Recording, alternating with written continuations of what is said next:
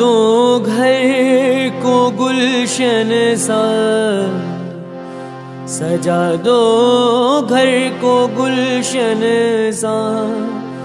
मेरे सरकार आए हैं, सजा दो घर को गुलशन सा। मेरे सरकार आए हैं, मेरे सरकार आए हैं, मेरे सरकार आए हैं, मेरे सरकार आए हैं, मेरे सरकार आए हैं, मेरे सरकार आए हैं। लगे कुटिया भी दुल्हन सी, लगे कुटिया भी दुल्हन सी। मेरे सरकार आए हैं, सजा दो घर को गुलशन सा। मेरे सरकार आए हैं।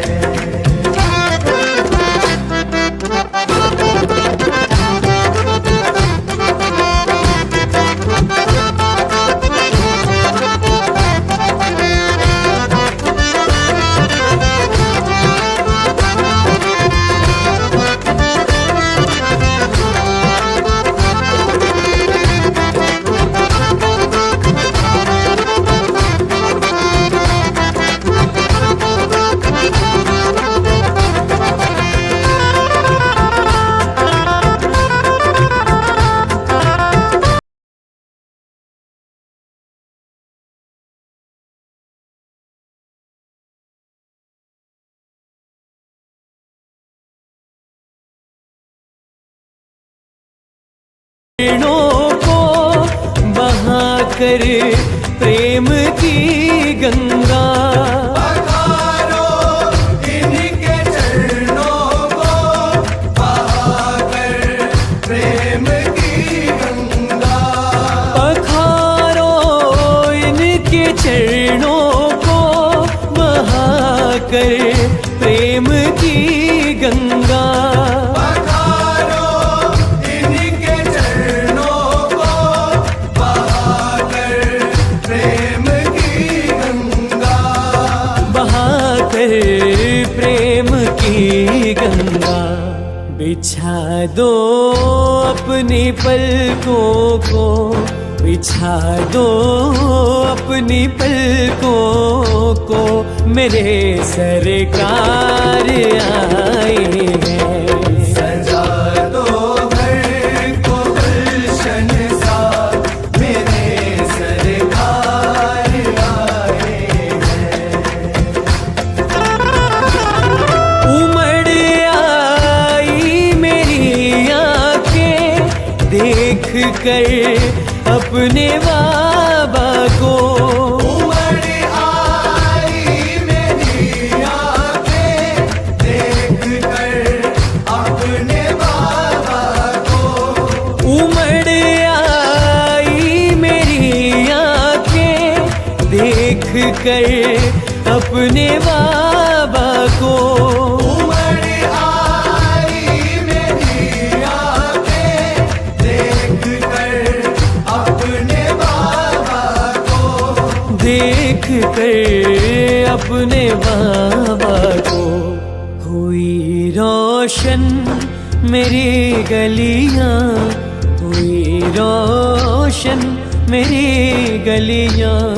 मेरे सरकार आए हैं, सजा दो घर को गुलशन सा। मेरे सरकार आए हैं।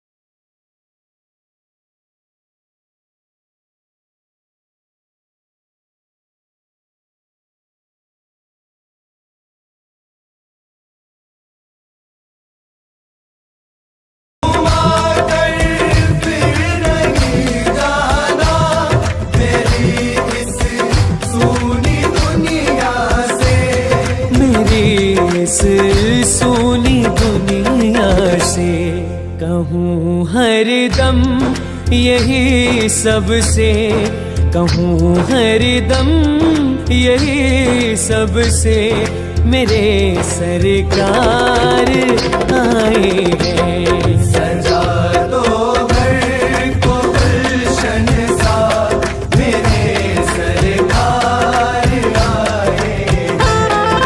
मेरे सरकार आए हैं, मेरे सरकार आए हैं। मेरे सरकार आए हैं, मेरे सरकार आए हैं। मेरे सरकार आए हैं। लगे कुटिया भी दुल्हन सी, लगे कुटिया भी दुल्हन सी, मेरे सरकार आए हैं। सजा दो घर को गुलशन सा, मेरे सरकार आए हैं। मेरे सरकार आए हैं। मेरे सरकार आए हैं।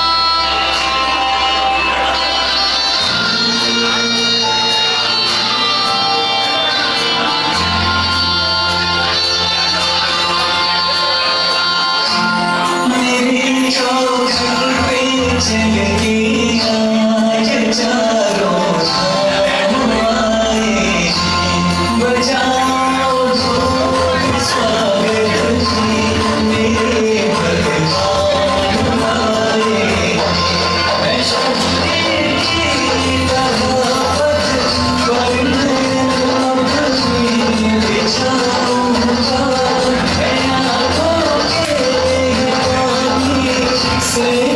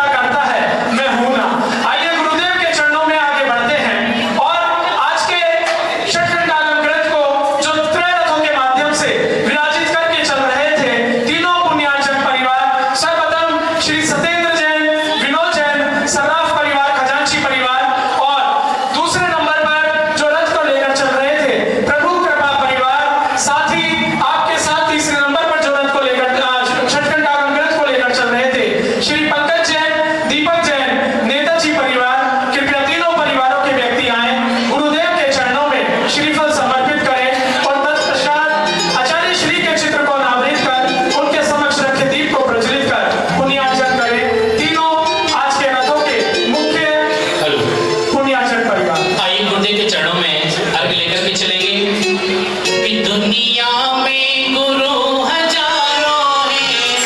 एक बार दोनों हाथ उठे सभी के। वो दुनिया में गुरु हजारों हैं, सौरभ सागर जी का क्या कहना। दुनिया में गुरु हजारों हैं, सौरभ सागर इनकी शक्ति का क्या कहना।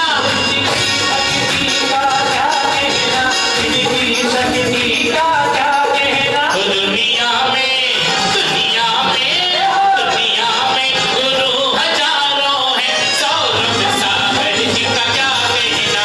दुनिया में गुरु हजारों हैं, सौरभ सागर जी का क्या कहना। और पीछे लेकर नजर रही और केस लॉन्च जो करते हैं, तन श्रृंगार रहित पे होकर 22% सहते हैं। सैया सब कल्याण करें और परी को मार के बताते हैं, सुलझाते हैं जो मन की गलतियां, और सागर जी कहलाते हैं। दुनिया में गुरु हजारों हैं, सौरभ सागर जी का क्या कहना। दुनिया में गुरु हजारों हैं, सौरभ सागर जी का क्या कहना। ओम ब्रह्मत्व विराजता परम पूज्य संस्कार प्रणेता ज्ञान योगी जीवन आशा हॉस्पिटल प्रणसो परम पूज्य आचार्य भगवान सौरभ सागर गुरुवर चरण कमलेभ्यो नमः। अनंत पद प्राप्तिय जलादि फलादि दिव्य हरिओम ब्रह्मामि तीनों परिवार आ जाए और सामूहिक रूप से आचार्य श्री के चित्र को अनावृत कर उनका मंगल सानिध्य के प्रतिकृति के माध्यम से और दीप प्रज्वलित कर तीनों ही परिवार सामूहिक रूप से दीप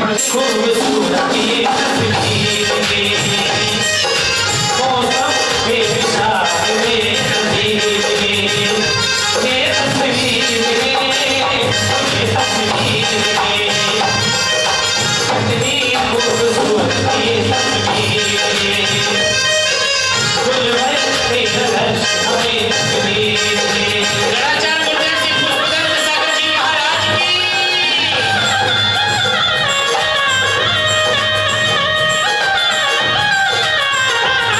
और आइए मंगल में दीप प्रज्वलन करें। रुचिर दीप्तिकरम शुभ दीपिकम सकल लोक सुखाकर मोज्ज्वलम तिमिर्जाले हरम प्रकुरम सदा किलधराम सुमंगलकं मुदा। मंगलम भगवान वीरो मंगलम गोत्र मोहगणी मंगलम पुष्पदंताद्यो जैन धर्मोस्तु मंगलम। ओम ह्रीं अज्ञान तिमिरम दीपकं प्रज्वलयामि स्वाहा। जय गणाचार्य गुरुदेव श्री पुष्पदंत सागर जी महाराज की। आचार्य भगवान सौरभ सागर जी गुरुदेव की। गुरुदेव के पावन चरण की धूली माथे पर रगड़ लो। ये पूरा समागम ऐसा लग रहा है जैसे कोई समोशरण रचा हो। गुरुदेव के पावन चरण की धूली माथे पर रगड़ लो। ये धरोहर क्षण है मित्रों, इन्हें आंखों में भर लो। समोशरण उतरा है जैसे बीच में हमारे स्वर्ग में भी मिलते नहीं है मित्रों ऐसे नजारे, स्वर्ग में भी मिलते नहीं है मित्रों ऐसे नजारे। जय बोले परम पूज्य आचार्य श्री सौरभ सागर जी गुरुदेव की।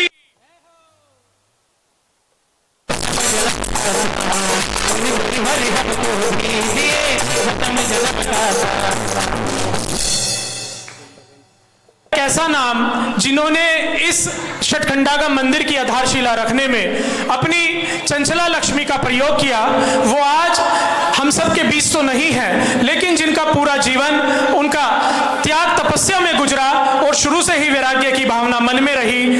सरला बहन जी वो हमारे बीच नहीं है, और उसके बाद उनका परिवार खजांची परिवार उन्होंने इस छठखंडागम मंदिर की आधारशिला रखने में उन सब की अग्रणी भूमिका उनसे रही। उन्हीं के परिवार की वो आदरणीय बहन जी थी। कृपया पूरा खजांची परिवार आए और गुरुदेव को इस छठखंडागम वेदी के लिए जिन्होंने उनकी आधारशिला रखी है उन सबकी तरफ से अपने सबकी तरफ से परिवार की ओर से आप सब आए और गुरुदेव के चरणों में श्रीफल अर्पण कर उनसे आशीर्वाद प्राप्त करें।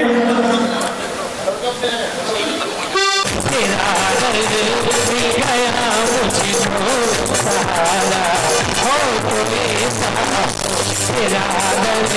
मिल गया मुझको सहारा, हो तो ऐसा तेरा दर मिल गया मुझको सहारा, हो तो ऐसा हो तेरा दर मिल गया मुझको सहारा, हो तो ऐसा हो सोहम सागर बोलो मेरे, सोहम सागर बोलो मेरे सहारा, हो तो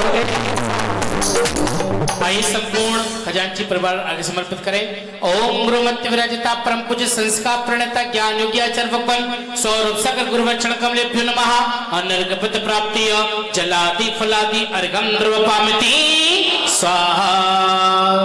नमोस्तु अर्पित करें गुरु चरणों में और अपना स्थान सुनिश्चित करें। सरगना नगर की भूमि आज संगम का दृश्य दिखाती है।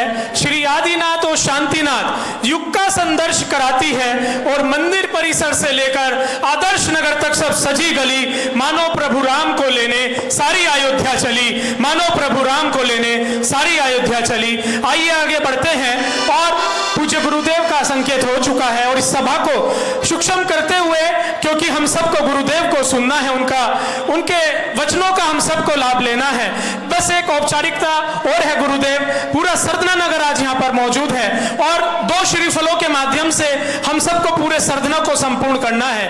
सर्वप्रथम मैं आमंत्रित करता हूँ श्री पारसनाथ बागवाला पंचायती मंदिर कमेटी, श्री आदर्श नगर मंदिर कमेटी, श्री वीरनगर मंदिर कमेटी, श्री सौरभ सागर समिति, श्री विद्योदयती क्षेत्र कमेटी, श्री जैन युवा मंच और श्री पार्श्वनाथ पद्मावती भक्त मंडल उनके और साथ ही श्री शांतिनाथ गांधीनगर मंदिर, सभी मंदिरों की कमेटी आए और पूज्य गुरुदेव के चरणों में अपनी भावनाओं का, अपने मन का, अपने अंतस का श्रीफल समर्पित करें।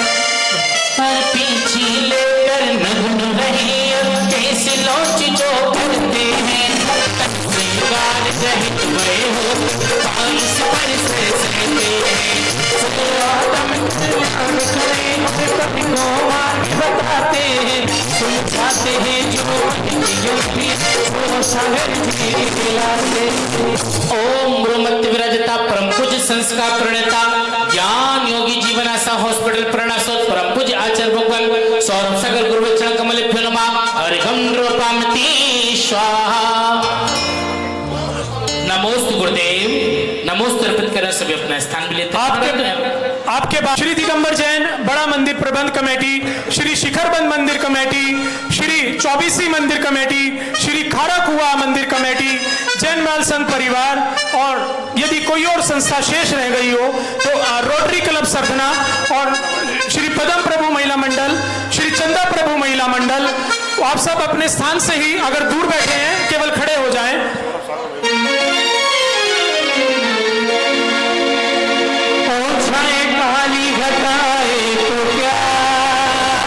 श्री सौरभ सागर महिला मंडल सभी अपने स्थान पर खड़े हो जाएं और छतरी के नीचे हो आगे आगे ये चलते मेरे गुलवर के पीछे हुए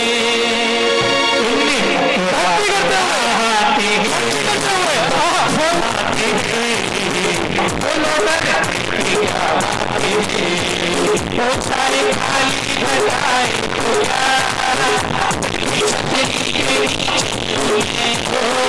आगे आगे ये चलते मेरे गुरुवर के पीछे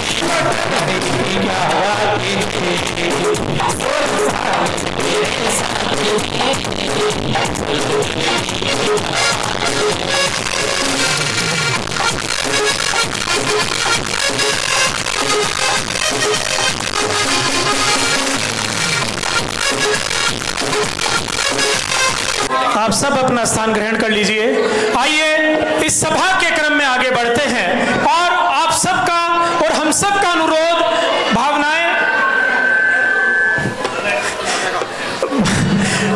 भावनाएं उनके चरणों तक पहुंचे जिनके लिए आप और हम सब समर्पित हैं और जो हम सब के सामने 6 वर्षों के इस लंबे अंतराल के बाद यहाँ पर विराजित हैं। आइए अपना अनुरोध, अपना मन, अपनी भावनाएं गुरुदेव के चरणों तक जयकारे के माध्यम से भेजें कि वो अपने वचनामृत अमृत से हम सबको लाभान्वित करें, हम सबको कृतज्ञ करें। जय बोले विश्व प्रसिद्ध भारत वंदनीय आचार्य श्री 108 सौरभ सागर जी गुरुदेव की, आचार्य श्री 108 सौरभ सागर जी गुरुदेव की, आचार्य श्री 108 सौरभ सागर जी गुरुदेव की।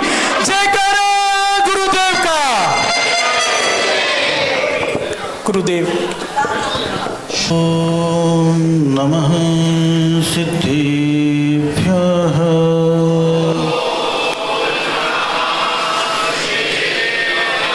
ओम नमः सिद्धिभ्यः।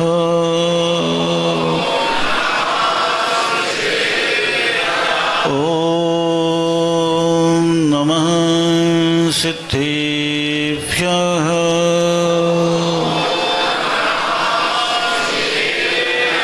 नमो अरिहन्ताणं।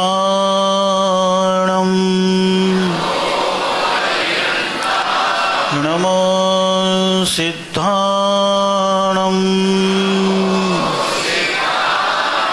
नमो आयर्याणं। नमो वज्रायाणं।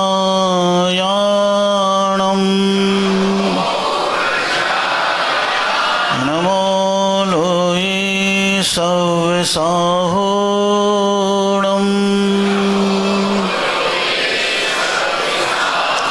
सिद्धमनन्तमणीन्द्रियो मणिवम् अफत्सौख्यमणवज्रं केवलपहोयणिज्य दुन्नैतिमिरं जनं नमः। नमः श्रीवर्धमानाय निरिधोत्कलिलात्मने सालोकानां त्रिलोकानां यद्विद्यादर्पणायते। मंगलम भगवान वीरो मंगलम गौतमो गणे मंगलम पुष्पदंताद्यो जैन धर्मोस्तु मंगलम।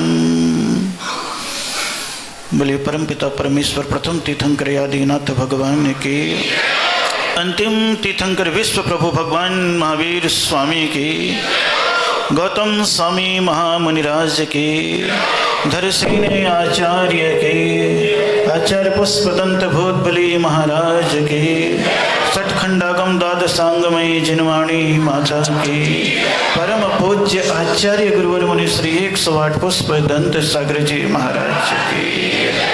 जो बोले परम पूज्य आचार्य गुरुदेव श्री सौरभ सागर जी गुरु महाराज की। धर्म स्नेह भव्य आत्माओं, बड़े आनंद के साथ आप सभी लोग नगर भ्रमण कराते हुए जिनवाणी को शिखर बंद मंदिर में मेरे साथ लेकर के आ गए।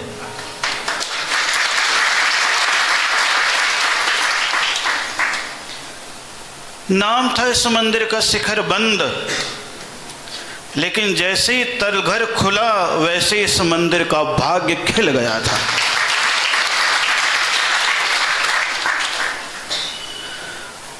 और जैसे ही मंदिर का भाग्य खिला, उसके बाद अब 10-15 साल के बाद सठखंडागम मंदिर का फूल भी यहाँ पर खिल गया है। और ये जो फूल खिला है, ज्ञात इतिहास में मुझे तो मालूम नहीं वर्तमान का, लेकिन जैन शास्त्र का इतिहास सठखंडागम का यही कहता है कि जब इस सृष्टि से श्रुत का लोप होने लगा तो गिरनार पर्वत की गुफा पर बैठे हुए आचार्य धरसेन के मन में एक भाव जागृत हो गया कि लोगों की स्मृतियां मंद होने लगी है, सम्यक ज्ञान के कपाट बंद होने लगे हैं, मिथ्या दृष्टियों के शास्त्र से समाज में द्वंद्व होने लगा है। और अगर हम इसी प्रकार आलस्य में दिगंबर मुनिराज रहेंगे तो शायद जैन दर्शन का अस्तित्व समाप्त हो जाएगा। जब जब इंसान के मन में श्रेष्ठ कार्य के प्रति चिंता जागी है, तब तब समाज में किसी न किसी संस्कृति की स्थापना और विस्तार हुआ है।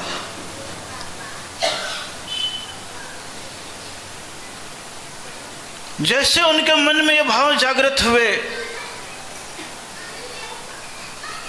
तो इतिहास कहता है कि धरसेन आचार्य ने पहला पत्र किसी साधु को लिखा जिनका नाम था अरहत बलि।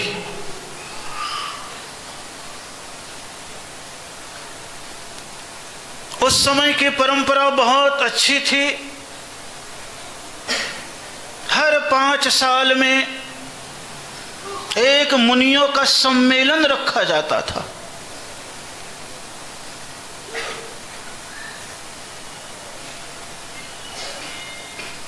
सौ मील तक के दूरी के जितने भी साधु होते थे, वैसे तो 100 योजन कहा, और वो योजन छोटा होता था 4 किलोमीटर का।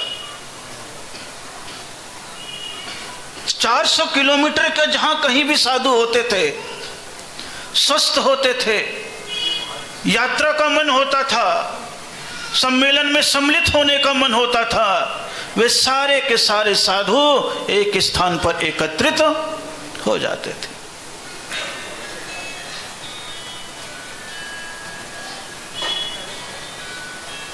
सैकड़ों साधुओं का संघ उस समय भी विचरण करता था। तो लगभग 500 साधु मान्यखेट नगर में आचार्य अरहत बलि के सानिध्य में सम्मिलित हुए। और इधर धरसीन आचार्य का पत्र भी पहुंच गया कि जिनवाणी का लोप होने वाला है, इसलिए हे अरहत बलि महाराज, कृपा करो और कोई भी नई उम्र के आज्ञाकारी, बुद्धिमान, तपस्वी, शांत 2 शिष्यों को मेरे पास भेज दो।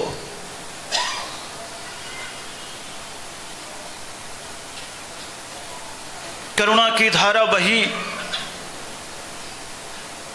और जैसे ही करुणा की धारा बही, आचार्य अरहत बलि ने 2 शिष्यों को भेजा, जिसमें एक राजपुत्र थे और एक बनिया पुत्र थे, श्रेष्ठी पुत्र। राजपुत्र थे और श्रेष्ठी पुत्र थे। श्रेष्ठी पुत्र का नाम था सुबुद्धि और राजपुत्र का नाम था नरवाहन।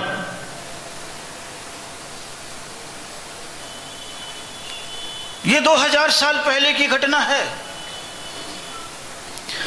हम लोगों ने जिनवाणी का इतिहास भुला दिया,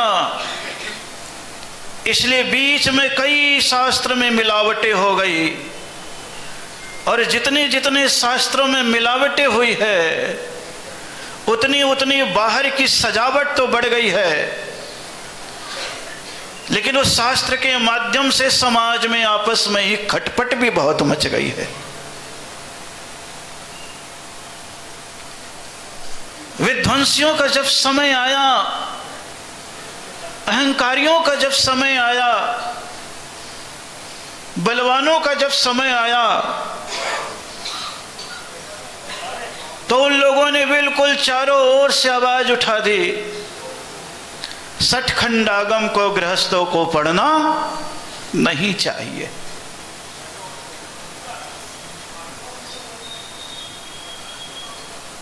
दुनिया भर के शास्त्र को अध्ययन कराने की बात आगे बढ़ा दी।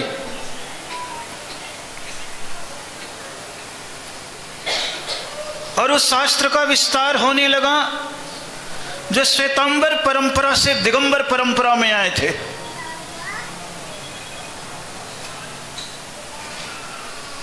आचार्य अमृत चंद्र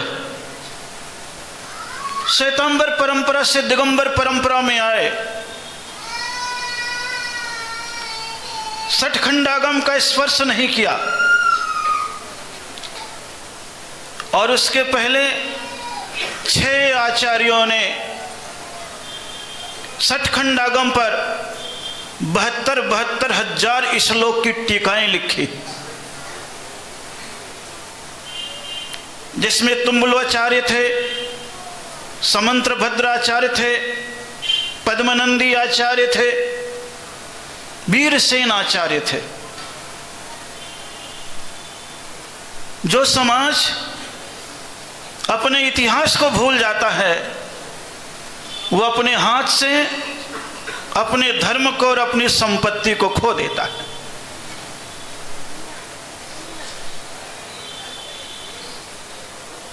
इतिहास को भी भूले और शास्त्र को भी भूले, और भूलने के उपरांत जब श्वेतांबर से दिगंबर में अमृतचंद्राचार्य आए तो उन्होंने समय सार की टीका लिखी, आत्मख्याति।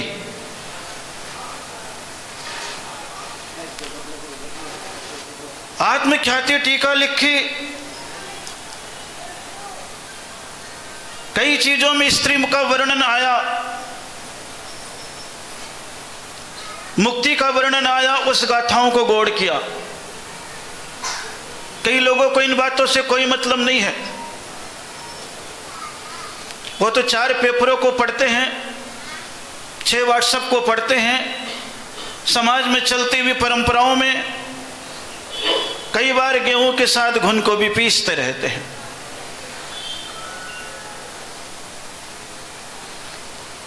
सम्यक बुद्धि का प्रयोग नहीं करते हैं और न ही कभी शास्त्र का अवलोकन करते हैं। कदाचित कोई करते भी हैं तो यथार्थ सत्य को इसलिए छुपा देते हैं क्योंकि भीड़ की मान्यता और भीड़ की शाबाशी संसार के सारे प्राणी चाहते हैं। महत्वाकांक्षा की गीली लकड़ियों को जलाओ तो धुआं ही पैदा करता है, कभी प्रकाश पैदा नहीं करता है। लेकिन महत्वाकांक्षा की गीली लकड़ियां न हो और लकड़ी सूखी हुई हो, समर्पण की लकड़ी हो, तो उसमें आग प्रज्वलित होती है, प्रकाश भी होता है, भोजन भी पकता है और किसी के आंख और नाक और फेफड़े भी खराब नहीं होते। महत्वाकांक्षा की गीली लकड़ी थी, जली और धुआं करने लगी। उन्होंने आत्मख्याति टीका लिखी और लिख करके छोड़े तो जैसे इन आचार्य को चिंता हुई कि ये तो श्वेतांबर से दिगंबर में आए और कई बातों को बदल दिया, तो उन्होंने फिर समय सार की टीका लिखी जिसका नाम रखा तात्पर्य वृत्ति, कि इनके कहने का तात्पर्य क्या है। और आत्मख्याति टीका वाले कहने लगे आत्मा आत्मा आत्मा, क्योंकि वो समय दिगंबर और श्वेतांबर के द्वंद्व का समय था। और द्वंद्व करने वाले की सबसे बड़ी विशेषता, वो बड़े मजबूत होते हैं, उनका संगठन मजबूत होता है। सच बोलने वाले का संगठन कमजोर होता है, वो उस विश्वास में रहते हैं मैं तो सच बोल रहा हूं, और द्वंद्व करने वाले कहते हैं हमें तो अपना झंडा यहीं गाड़ना है।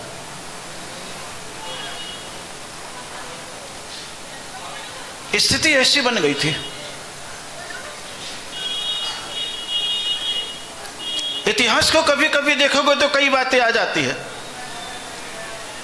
हकीकत क्या है वो समय बोलता है। शिखर बंद में कह देते हैं कि मंदिर बन रहा था तो समरो बेगम को फलाना डिगाना और शिखर को आधा ही रुकवा दिया। कथा है ना आपके। कब कौन सी घटना किस कारण से कहां कैसी घटती है कुछ पता नहीं चलता, क्योंकि उस समय जिसका वर्चस्व होता है तो कहावत सिद्ध कर देता है, जिसकी लाठी उसकी भैंस। लेकिन भैंस के लिए कहावत है, भैंस के आगे बीन बजाए।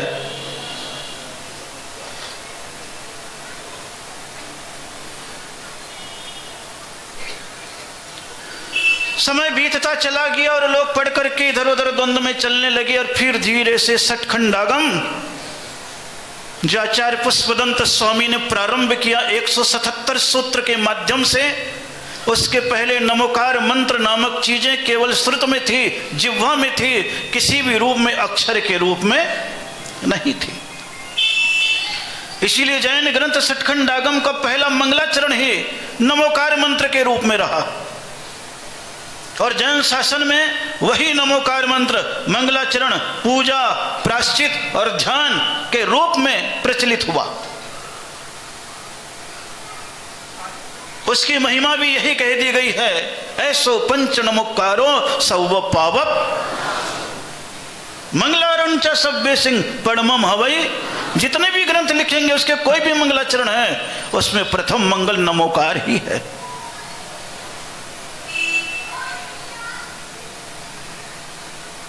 कभी कभी फर्म का नाम रह जाता है, मालिक का नाम मिट जाता है और नौकर उस पर कब्जा कर लेता है। समाज के साथ यही हुआ।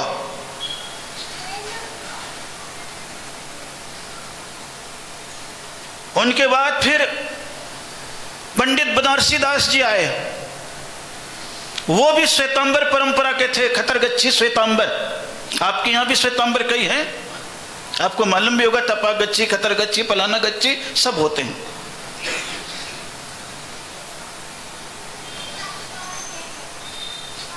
पंडित बनारसी दास जी थे। गृहस्थ जीवन में नाम कुछ था, फिर हिंदू साधु बने बनारस में जाकर के, तो उनके गुरु ने उनका नाम बनारसी रख दिया था। उनका मूल नाम क्या अभी नहीं बताऊंगा, आपको पढ़ना होगा तो समय सार नाटक किताब में पढ़ लेना।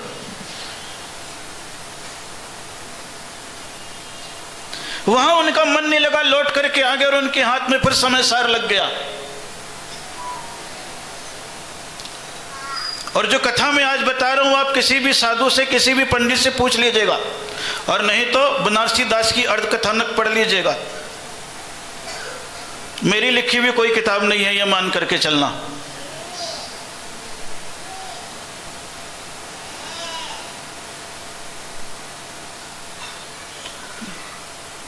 पंडित बनारसी दास जी श्वेतांबर में फिर थे, मन नहीं लगा, उनके हाथ में यही समय सार आ गया। और समय सार आ गया तो वो सोचे आत्मा आत्मा करनी है, और आत्मा आत्मा करते हुए वो सोचे क्या करना पड़ेगा, तो आत्मा के लिए मुनि बनना पड़ेगा। तो किसी गुरु को दीक्षा नहीं ली और 7 दिन के लिए दिगंबर होकर के एक कमरे में बैठ गए कि मुझे आत्मा की अनुभूति हो जाए। और जैन शास्त्र कहता है जब तक दिगंबर मुनिराज से दीक्षा नहीं लोगे तब तक न तो आत्मा की अनुभूति होने वाली है और न मुक्ति का द्वार खुलने वाला है।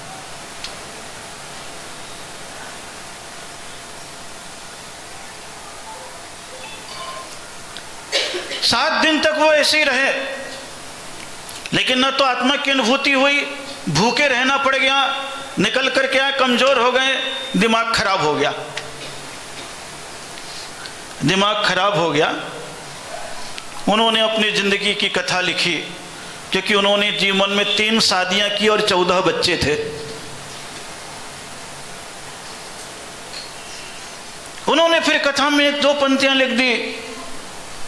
आत्म को तो रस मिटो, आयो न निज को स्वाद, और भई बनारसी की दशा जैसे ऊंट को पाद। अर्ध कथानक उनकी लिखी हुई है।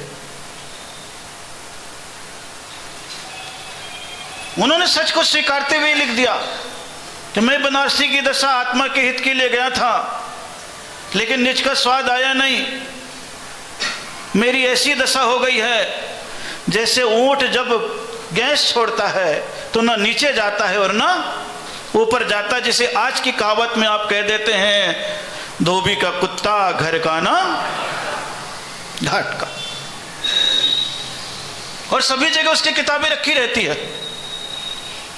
फिर उन्होंने इसी समय सार पर दूसरा लिख दिया, समय सार नाटक। एक किताब उनकी है जिसका नाम है समय सार नाटक।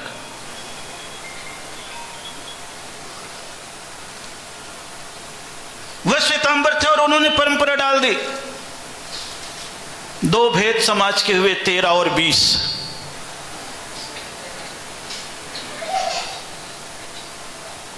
उस समय श्वेतांबर में भी 13 पंथ चला। आचार्य भिक्षु के माध्यम से इधर बनारसी के माध्यम से चल गया आगरा और जयपुर,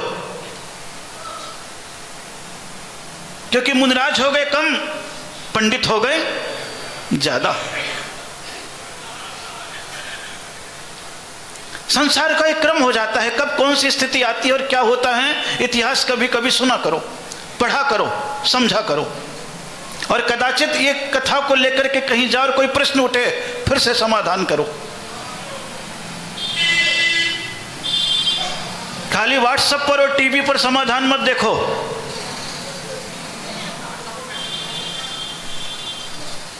क्योंकि इसमें परिचय का व्याख्यान है, आगम का व्याख्यान रूबरू होने से अपने आप हो जाएगा।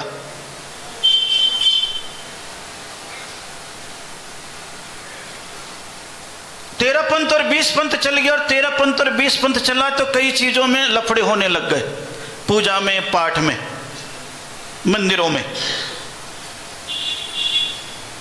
उत्तर भारत और दक्षिण भारत का भेद होने लग गया।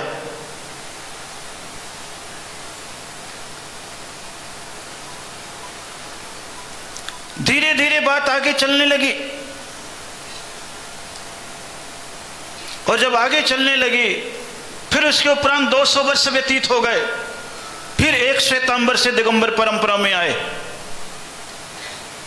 जिनका सभी लोग जानते हैं, वो प्रसिद्ध हुए हैं आध्यात्मिक सत्पुरुष कांजी स्वामी के नाम से। वह भी श्वेतांबर से दिगंबर में आए हैं। उनके भी हाथ में समय सार लगा, सारी चीजों को मिट करके फिर सठखंड आगम मिटने लग गया, और समाज में पंच परमागम आने लग गए। सठखंड आगम मूल ग्रंथ था, लेकिन पंच परमागम को लोग प्राथमिकता देने लग गए, और समाज में सम्मान उनका बढ़ने लग गया। क्योंकि उस समय जो साधु थे दिगंबर मुनिराज, वो ज्ञानी कम थे, चारित्रवान ज्यादा थे, और ये श्वेतांबर समाज में भी प्रभावी थे, लेकिन वहां से हट करके दिगंबर समाज में आ गए और समय सार ग्रंथ को ले लिया।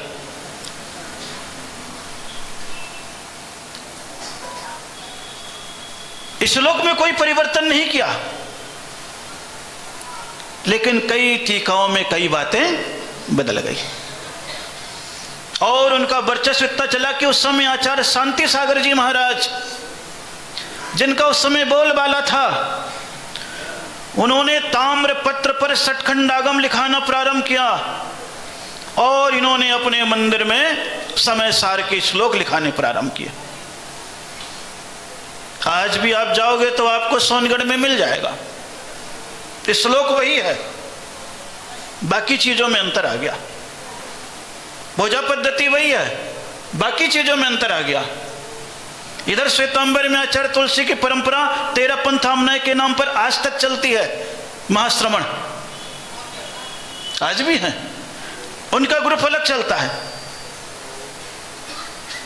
इधर पंडितों के ग्रुप में चला, और धीरे धीरे दिगंबर मुनिराज भी इसमें प्रभावित होने लगे।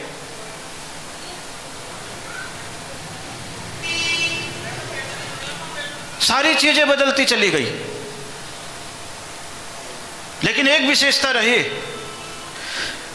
लोगों को याद रहा श्रुत पंचमी पर्व।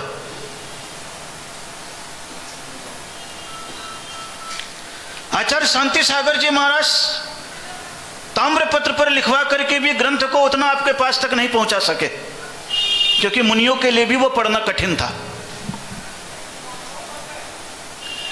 हस्तलिखित प्रतिमें लिखवाई है, बाद में तो पंडित ब्रह्म कुमार जी शास्त्र से लिखवाई, 4-4 साल में पूरे ग्रंथ लिखे। आप सभी लोग भी कभी कभी श्रवण बेलगोला जाते होते। पहले जब पहली बार अभिषेक हुआ तो मूड बद्री जाकर के सठखंड आगम के दर्शन रत्न मंदिर के साथ 5 रुपए, 11 रुपए, 21 रुपए दे करके करते थे। और ये पत्र भी तब निकला था जब ऐसी पुराना मंदिर बना था, लकड़ियों की टाट थी, और ये पुराने ग्रंथ श्रवण बेलगोला से ला करके मूड बद्री में रख दिया गया था। लेकिन बरसात के मौसम में पानी की टाट में पानी बहा और ताड़पत्र के ग्रंथ के पत्ते नीचे झरने लगे। उस समय भट्टारक चारुकीर्ति जी से कहा गया, स्वामिन ये ग्रंथ तो कौन से पत्ते गिर रहे हैं, देखो। टाट को खोला गया, तब उसमें देखा कि ये 60 खंड आगम लिखे हैं। वो पूजा के ग्रंथ थे। तब आपके इधर उत्तर प्रदेश के जम्बू प्रसाद, सहारनपुर के जम्बू जी का छत्ता, अंबाला के श्रेष्ठी, बंबई के श्रेष्ठी और सोलापुर के श्रेष्ठी, ये 4 श्रेष्ठियों ने मिलकर के ग्रंथों को पंडितों के माध्यम से हूबहू कॉपी कराई ताकि मूल प्रति नष्ट न हो। वो श्रवण बेलगोला में वो भी उत्तर प्रकृतियां हैं, प्रतियां हैं। 6 ग्रंथ तो टीकाओं के मिट गए हैं। वीरसेन स्वामी की टीका आज भी जीवंत है। तब ये सारी की सारी चीजें लग चली गई और चलती चली गई, तो बदलती चली गई और बदलती चली गई, तो एक एक चीज बदलती चली गई।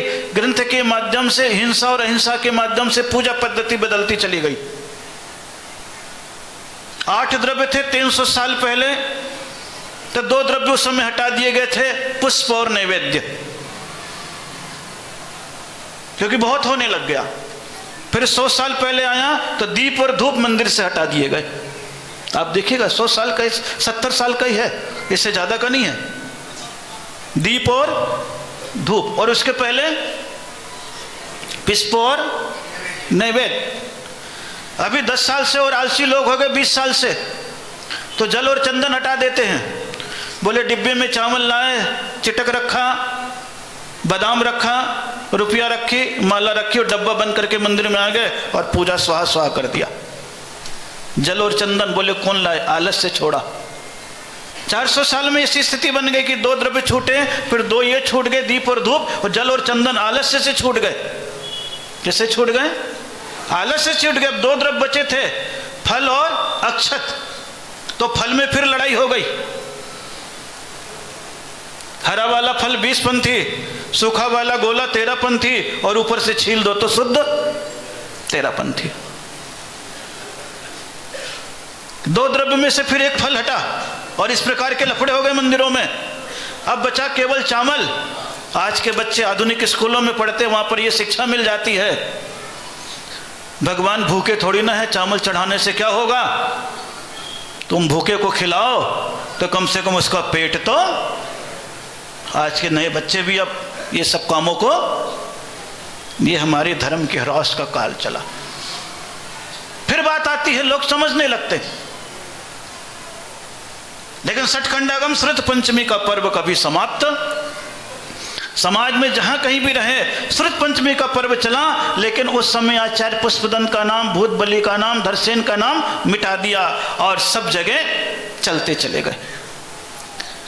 फिर उसके उपरांत किसी ने नमोकार मंत्र को छोड़ करके, जब भी पूजा पाठ मंगलाचरण होता तो नमोकार मंत्र के साथ चलता, तो फिर लोगों ने दूसरे ग्रंथ के आधार पर, जो आप सभी लोग अपने अपने यहाँ शादी विवाह होता है, तब आप कई जगह देखते हो ना, अजैन पंडित आता है तो आपसे क्या बोलता है, मंगलम भगवान विष्णु, मंगलम गरुणध्वज, मंगलम पुंडरीकाक्ष, मंगलाय तनोहरि, बोलता है ना, सुनते हो आप कभी कभी। शादी ब्याह भी होता तो वक्रतुंड महाकाय, अब कर लेते हो। अजैन चीज को लिखने में आपको परेशानी नहीं होती है।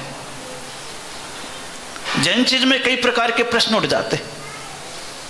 समाज में बहुत विकल्प होते हैं, और मैं तो 6 साल नहीं 16 साल से यहां पर हूं, आता हूं जाता हूं, कई प्रकार की बातें आती होगी, और कई प्रकार की बात आकर के आपके दिमाग में कई प्रकार की बात कही जाती। लेकिन आप डिटेल में कोई चीज पढ़ते नहीं, समझते नहीं, उस समय बात आ जाती है, आप उस हिसाब से अपने दिमाग को चला लेते। फिर मैंने भी ये मंगलाचरण प्रारंभ किया, बोलना मंगलम भगवान विष्णु की जगह अपने यहाँ जैन में आ गया था, मंगलम भगवान वीरो, मंगलम गौतमो गणी, मंगलम कुंद कुंदाद्यो, जैन धर्मोस्तु मंगलम। मूल आचार्य के ग्रंथ को हटा दिया, नाम को हटाया।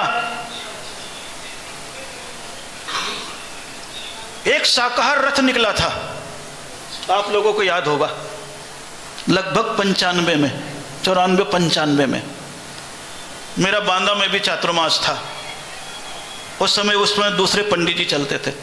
मैंने ये मंगलाचरण बोला, मंगलम पुष्पदंताद्यो। महाराज आप क्या बोलते हो, मैंने कहा श्रुत पंचमी पर्व यहाँ पर मनाया है ना, श्रुत पंचमी किसके नाम से चलता है?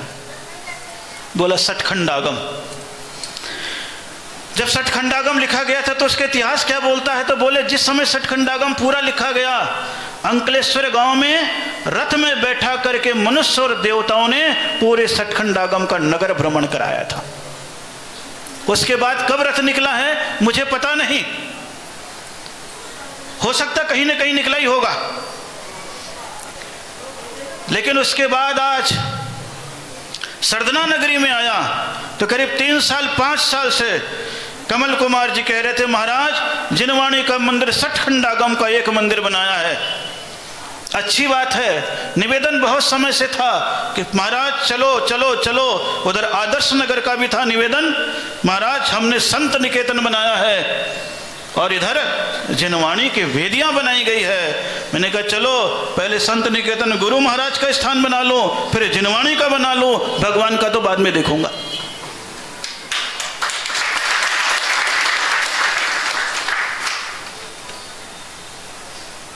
गुरु के स्थान का काम हुआ, पसीना आ जाता है नाम डालने में, पसीना आ जाता है।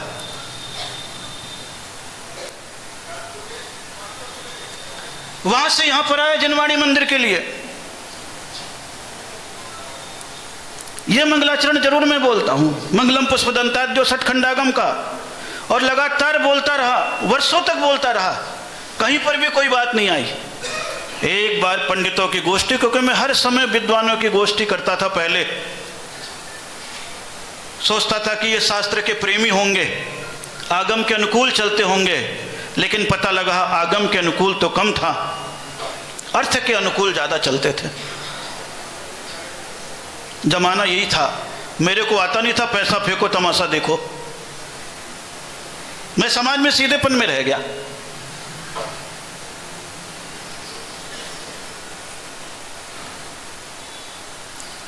इकट्ठा तो बहुत कर लिया लोगों ने, लेकिन मेरे को आदत नहीं थी मलहम लगाने की, मक्खन लगाने की। मलहम लगाने की तो आदत थी, मक्खन लगाने की आदत नहीं थी। फिर आज भी आप देखते होंगे, मैं मलहम तो लगा देता हूं, मक्खन नहीं लगा पाता हूं।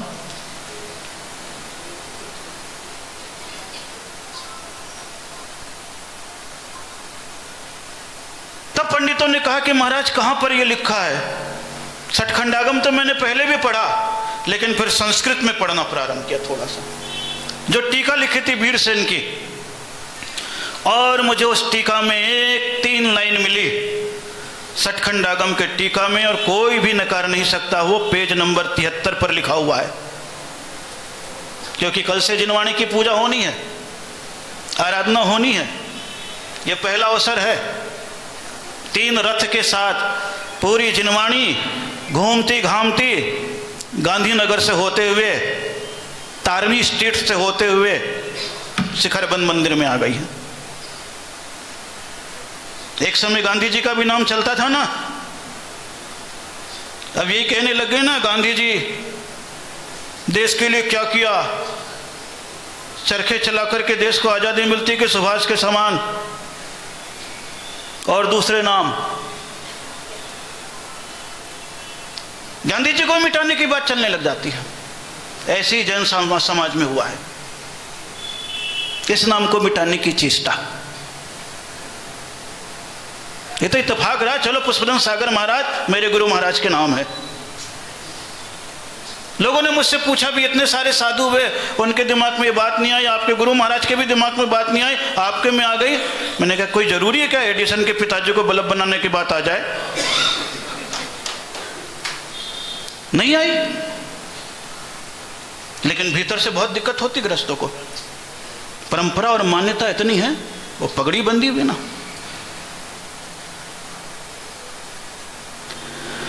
वो शादियों का था, तब सठखंडागम में देखा तो तदो मूल तंत्र कत्तारा वर्धमान भड्डारवो।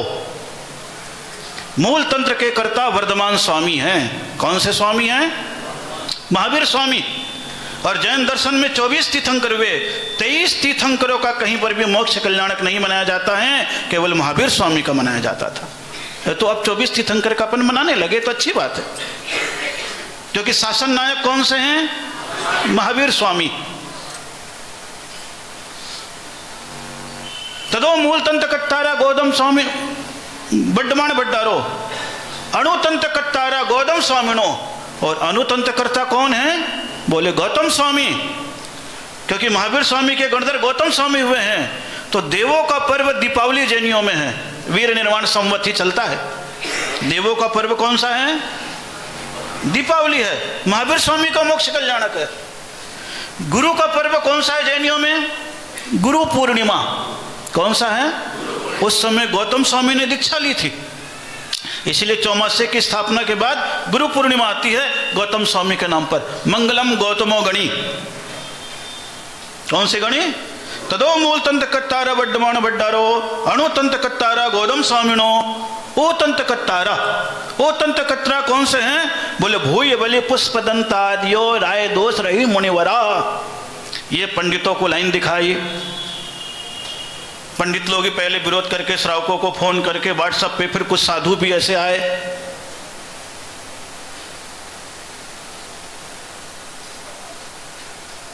सारी चीजें ऐसे चलती चली गई। जब वो दिखा दिया तो वो बोलने लगे महाराज जो चलता आ रहा है चलने दो, इसमें बहुत सारी स्थितियां हमारी। मैंने कहा आज तक आप लोग थे, हमेशा बहुत समाज से पैसा ले गए, एक एक गोष्ठियों में कई लाख रुपए खर्च किए। ये तो एक समाज ने मुझसे कहा कि महाराज आपने इन गोष्ठी में इतने लाख रुपए उड़ा दिए, इतने पंडितों में कौन सा पूजा किया और कौन सा आपको हार दिया, इनमें पैसा क्यों बर्बाद कर रहे, खाली नाम कमाने के लिए। मेरा पसीना आ गया था कि बात तो सही कही।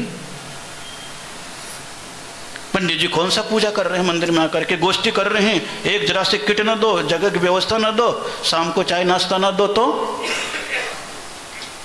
मेरे को पसीना आया उस समय। मैं तो बोल बैठा, क्योंकि दो ही चीज हो गई, या इस पार या उस पार। उस पार हो गया तो टेंशन मुक्त, इस पार हो गया तो फिर से काम चालू।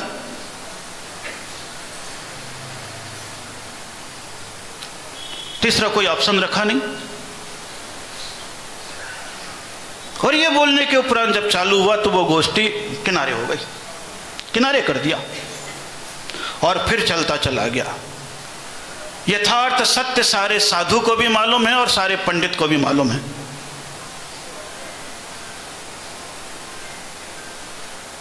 कई ने कहा उसके पहले धरसेन का नाम लो, मैंने कहा अच्छी बात है बोलो, भद्रबाहु का नाम लो, बोले लो। श्वेतांबरों में बोला जाता है मंगलम भगवान वीरो, मंगलम गौतमो गणी, मंगलम स्थूल भद्राद्यो। उनका किसका नाम लिया जाता है? स्थूली भद्र का, क्योंकि उनके दादा गुरु माने जाते, उनसे परंपरा चली। हिंदुओं में यहां से आया, ये सारी क्रियाएं चली। और वो सठखंडागम श्रद्ध पंचमी की परंपरा रथ के साथ निकली। और पंचमी का दिन जैठ शुक्ल पंचम्याम जैन दर्शन के ग्रंथों का सूत्र हो गया। और साधु के साथ पिच्छी और कमंडल उपकरण तो दिए जाते थे, लेकिन उसके साथ साधु का एक उपकरण कौन सा मान लिया गया? शास्त्र भी मान लिया गया। कौन सा मान लिया गया? शास्त्र भी। मंगलम भगवान वीरो चला महावीर स्वामी, दीपावली, मंगलम गौतम गणी गौतम स्वामी, और मंगलम पुष्पदंताद्यो। जब ये शब्द पंडित जी को दिखा दिए, ये देखो पूरा यही शब्द मैंने जोड़ा है, क्योंकि जहां चोट लगी है वहीं पर मलहम लगाया जाएगा, दूसरी जगह नहीं। फिर कई लोगों ने इस बात को धीरे धीरे धीरे धीरे अब समझने लगे हैं। कई जगह लिखते भी हैं, बोल भी लेते हैं, कई जगह बिल्कुल ना करते हैं, कई जगह बैनर बनते हैं तो मैं जरूर लिखाता हूं, उससे मुझे पूरी मानसिकता का पता लग जाता है कि किस प्रकार के भावों से कौन मेरे साथ है, कौन केवल केवल धन कमाने के लिए है, परिचय बनाने के लिए, या सेवा करने के लिए है, या यथार्थ आगम के साथ। सारी चीजों का पता लग जाता है, एक चीज से ही मानसिकता का पता लग जाता है। किसी ने पूछ लिया था महाराज लिखा हुआ रहता है तो मूर्तियों में भी लिखा रहता है। मैंने कहा था मूर्तियों में लोहाचार्य भी लिखा रहता है, काष्ठासंग भी लिखा रहता है, नंदीगण भी लिखा रहता, और आपके मंदिरों में ही बता दूंगा प्रतिमा में, जो पुराने मंदिर हैं, कहीं पर भी ऐसा बंधन नहीं था। लेकिन बाद में इस प्रकार की चीजें आ गई, और आ गई तो यथार्थ सत्य को थोड़ा सा मैंने स्थापित कर दिया। और बड़ा सौभाग्य है कि आज आदर्श नगर से पूर्ण श्रद्धा के साथ आप सभी लोग आदर्श उपस्थित करते हुए गांधीनगर से इधर तारनी स्टेट से होते हुए अभी पद्म प्रभु भगवान नहीं पहुंचा हूं, पहुंचूंगा। अभी 4 दिन यहां का है। कितने दिन है? 4 दिन है। जिनवाणी की आराधना करूंगा। स्वाध्याय का क्रम घट गया है, बात सच है। इधर उधर की किताबों को पढ़ना चालू कर दिया है, बात भी सच है। लेकिन इतिहास शास्त्रों के माध्यम से ही बोलता है। किसके माध्यम से? बेटा संपन्न और पढ़ा लिखा होकर के विदेश चला गया और माँ अपने गांव में ही रह गई। और माँ जब अपने गांव में रह गई तो जितना पैसा था उसके पास धीरे धीरे खाती चली गई, कम होता चला गया। लेकिन बेटा माँ के लिए अपने विदेश से ही ड्राफ्ट चेक भेजता रहता। माँ हर महीने तेरे लिए मैं 50,000 रुपये, लाख रुपए भेज रहा हूं। माँ देखती कि आता तो है मेरे पास कागज, उसको मालूम नहीं था कि इसमें क्या है, पैसा भरा हुआ। वो तो कागज समझती मेरा बेटा ने भेजा है, छाती से लगा के रखती और अलमारी में अपने रख देती। धीरे धीरे घर की माँ के पास पैसा खत्म होने लगा और बेटा तो वहीं रह गया, भूल गया कि मुझे जाना भी है, लेकिन पैसा भेज करके संतुष्ट था। वो माँ जमाती चली गई, गरीबी आने लगी। बोले माँ तेरा बेटा तो विदेश में इतना कमाता है और इतना कमाता है, तेरे को पैसा कुछ नहीं भेजता? बोले क्या बताऊं, कुछ भी पैसा नहीं भेजता है, हर महीने कागज भेज देता है। क्या भेज देता है? एक कागज भेज देता है। माँ वो कागज कहाँ है? बोले मैंने सोचा बेटा है, बेटा के नहीं मिलता देखने के लिए तो कम से कम बेटे का लिखा हुआ कागज तो मैं देख लो। और उसको मैं जमा के रख दिया। गांव के लोग उसके पास जब पहुंचे कि इतनी गरीबी है, खा भी नहीं पा रही और बेटा विदेश में इतना कमा रहा है, तो बोले कागज कहाँ है? जब उसके अलमारी में गए तो अलमारी में कागज देखा तो सब में तो चेक भरे हुए थे, 50,000 के, 1 लाख के, 80,000 के। बोले माँ तू गरीबी हो करके भूखे मर रही है, तेरा बेटा कितना अच्छा है, हर महीने तेरे को 50,000, 60,000, 80,000 का चेक भेज देता था। इससे तू अय्याशी के साथ आराम से घूम सकती है, खा सकती है, पी सकती है। बोले बेटा क्या करूं, मुझे तो कागज में क्या लिखा यही नहीं मालूम, इसलिए मैंने अलमारी में रख दिया था। बस यही समाज ने किया है। तीर्थंकरों ने हमें हर महीने चेक भेजा है जिनवाणी के श्लोकों के माध्यम से, लेकिन हम लोगों को अर्थ नहीं मालूम था तो जिनवाणी को छपाए लिखाए और मंदिर में रख दिया है। और बुद्धिहीनता के साथ ये समाज जी रही है। उस माँ की बुद्धिहीनता और आपकी बुद्धिहीनता में ज़्यादा अंतर भी अभी अलमारी में सजी हुई है, अभी भी सजी है। और सजना अच्छी बात है, आज नहीं तो कल ये सजी हुई चीज़ें उभर करके आ जाती है। पता नहीं लगता कब कौन सी चीज से कौन सा भाग्य जग जाता है, किसका भाग्य कैसे जग जाता है पता नहीं लगता है। और पता नहीं वो खजाना जमा हुआ था और उस खजाने को आपके सरदना नगरी में खजांची परिवार ने कमल कुमार जी माध्यम से आज उभार करके ले आए हैं। खजांची परिवार अभी आप बता रहे थे, ये जिनवाणी का खजाना है। कौन सा है? जिनवाणी का खजाना है। वो खजाना निकल करके आया है। बातें बहुत सारी है, समय बहुत हो रहा है, आपको भी जाने का विकल्प है, मुझे कहीं जाने का विकल्प अब नहीं है। 4 दिन तक यही हूँ, जिनवाणी की आराधना होगी। 9 दिन तक 10 दिन तक अभी आदर्श नगर में विधान किया है, वहाँ पर जिनवाणी विधान नहीं किया। इसलिए नहीं किया क्योंकि मेरे को जिनवाणी विधान इस आदर्श नगर के शिखरबंद मंदिर में जिनवाणी की स्थापना के साथ करवाना था। आप सभी लोगों को कई बातें सुनने को भी मिलेगी, जानने को भी मिलेगी, आप जानते भी हैं, सुनते भी हैं। इसलिए उस आचार्य पुष्पदंत भूत बलि के ग्रंथ को 25 ताम्र पत्रों पर हजारों सूत्रों को यहाँ पर स्थापित करने का एक भाव जगा है। एक समय वो था कि रत्नों के भगवान आ गए थे देव, अब जिनवाणी आ गई है। निश्चित रूप से श्रद्धावासियों यहाँ पर आया हूँ और आपकी भावनाओं को भी देख रहा हूँ। मन में कहीं न कहीं कोई न कोई भाव आपके छुपे हुए थे, इसलिए पूरा नगर, पूरे ग्रह, पूरे दरवाजे पद प्रक्षालन, आरती, श्रद्धा, उत्साह और जयकारों के साथ वहाँ से यहाँ तक लेकर के आया है। 3 दिनों तक यहाँ पर जिनवाणी की आराधना होगी। कल भी जिनवाणी विधान होगा और परसों भी जिनवाणी विधान होगा। नरसों फिर जिनवाणी की स्थापना हो जाएगी। उसके उपरांत पदम प्रभु भगवान का कमल कितना खिला है वो देखना है।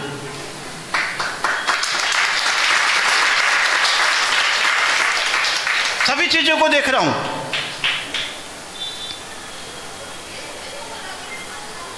और देखता हुआ आगे बढ़ रहा हूं, विकल्प मुक्त होकर के, बिल्कुल विकल्प मुक्त होकर के,